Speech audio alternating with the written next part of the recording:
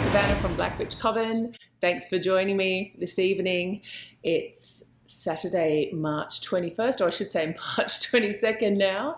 It's been a great Saturday night, and it's been an evening of ritual and working with Zeppa. So I'm a little bit buzzed with energy from working with our great gods and goddesses.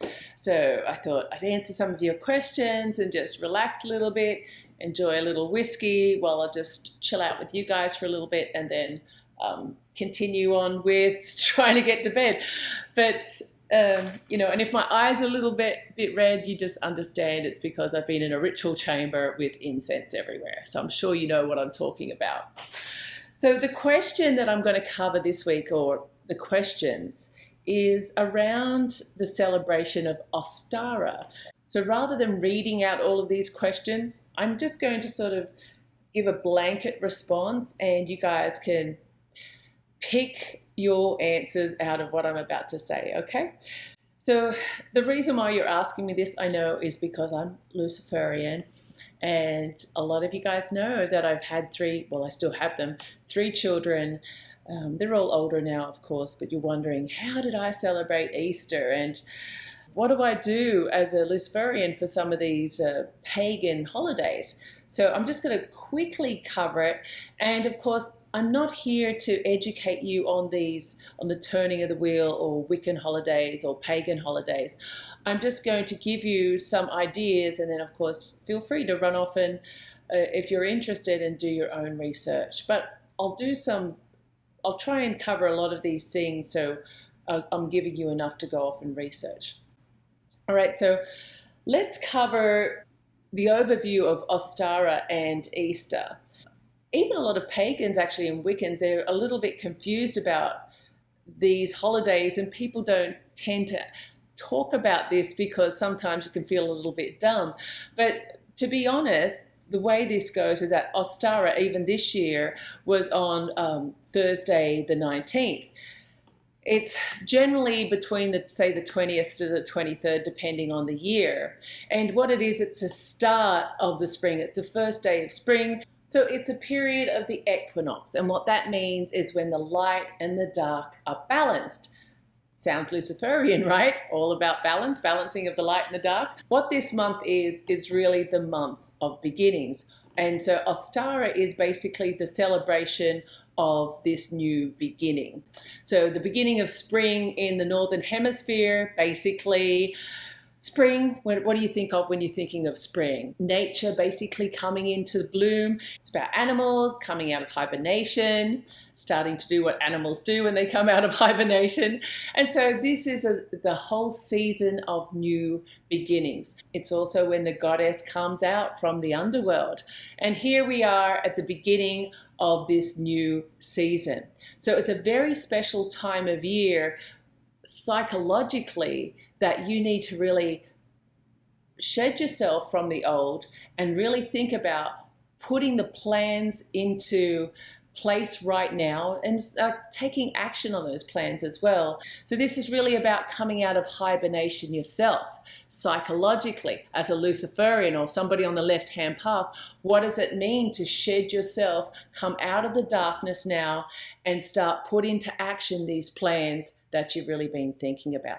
If you're doing research on this, what you'll really see a lot of is the Wiccan idea of the god and the goddess in their youth. In Wicca, they go through the cycle of maiden, mother, crone. And so this is the time of the maiden and youth and playfulness and all of that type of energy. So also think about that if you're on the left-hand path.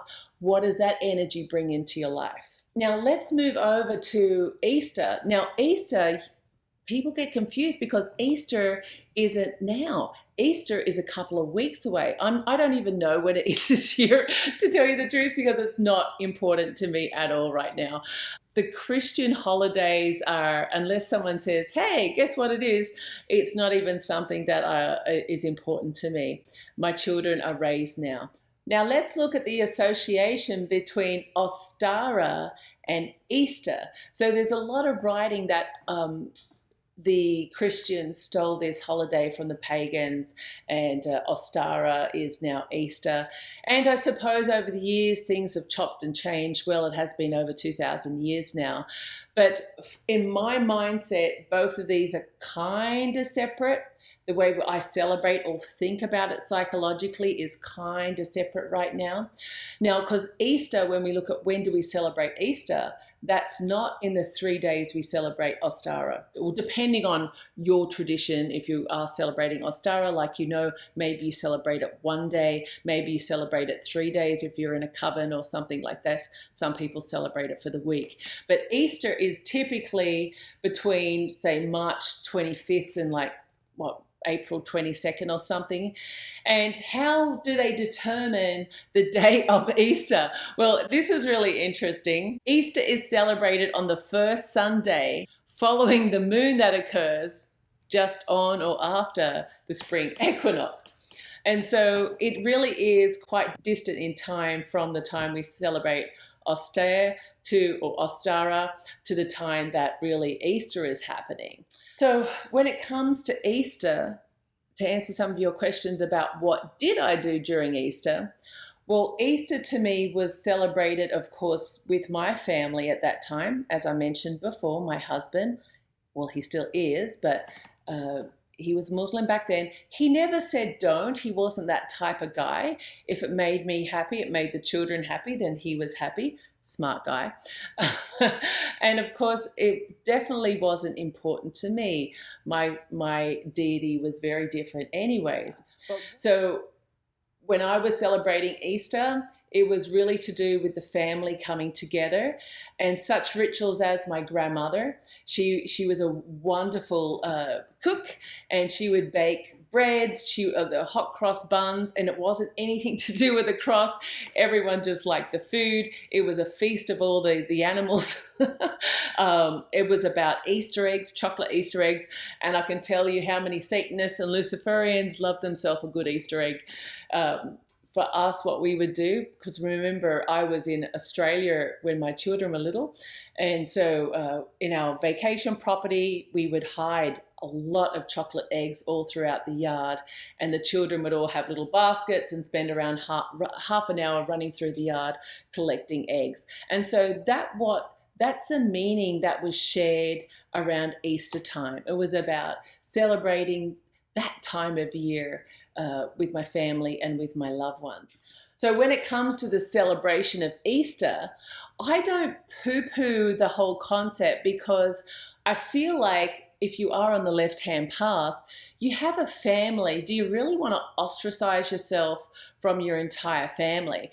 If they're accepting of you, and I say that loosely, then you're not doing our gods and goddesses any disservice by going and enjoying yourself with your family. I feel like that's very important to do. Look, this year, no one's probably going to be doing anything anyways with the coronavirus going on. But, I feel like it's very important that you do keep some of your traditions and enjoy life. On the left-hand path, we really don't have a lot of traditions that we follow. And believe me when I say, when I was partaking in Easter celebrations, it had nothing to do with the Christian concepts of Easter. On the left-hand path, how do we fit in and celebrate and not feel like we're not being true to ourselves?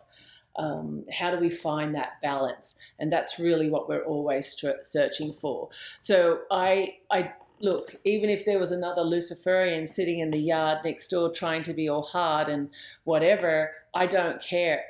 For me, it's about enjoyment. That's how I get my balance.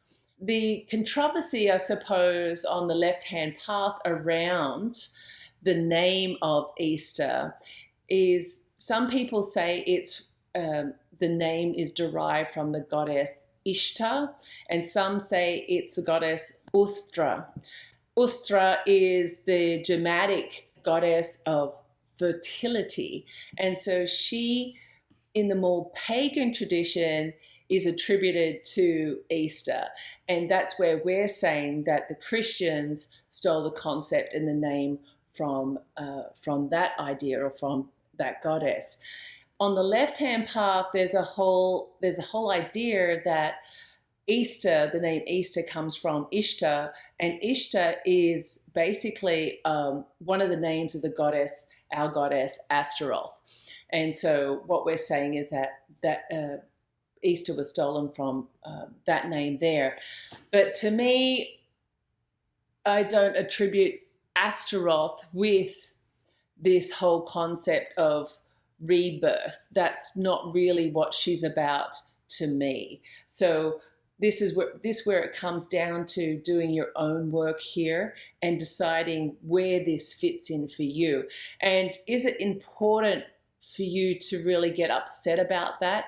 To me, I work with Astaroth in a different way, and I don't bring her into this celebration at all. So it doesn't cut me at all. But if you feel like you need to do some work if you're doing pagan work and Astaroth sort of suits your model, then why not actually bring Astaroth into the celebration of this time if it helps you enjoy this period. The other goddess that's quite commonly associated with fertility is Lilith. And if you feel comfortable working with Lilith during this time, then do so. Having, the concepts of the god and the goddess at the starting of the new cycle. You could have Lilith and Lucifer. But to me, Lilith and Lucifer aren't at that concept at this time of the year in my mind, because they're well and truly seasoned. And so I don't attribute them with the freshness of this season. It just doesn't vibe well with me personally. But that's something that you could do if it certainly suits you. So when I think about the goddesses Lilith and Astaroth, I feel like they're all about wisdom and love and providing stability and holding you in a space and allowing you to grow. So it's a really great energy for you to really try and find your balance, which is one of the keys of Ostara and this time of year. So before I sign off, I wanted to spend a few more moments with you just going through some spells and rituals that I have down here that I think perhaps something for you to think about what you could do this time of year, either Ostara or Easter, right? And so I note down the key was, this is what I told my people, my coven, is that this is a time to stop procrastinating. It's a time to put plans into action. Even though this is a time, especially this year, where people are scared, there's a lot of unknowns. This is a time that you really have to really go down and do a lot of shadow work. Where is your strength? Where are you going to pull out, where are you going to go to and find your inner strength to get through this period? Because we will get through this period. And what's the use of spending this time living in fear? It is what it is. So being a Luciferian is accepting of the good and the bad. So you have to go in there and find the balance. If you need to write down what your fears are, and then next to it, write down a way that you can overcome that fear, then this is the work that you really need to do. But don't just sit there and wait for a better time or wait for someone to bail you out, because you are really responsible for taking the action right now. So when it comes to witchcraft work, we really have to look at bringing in the new.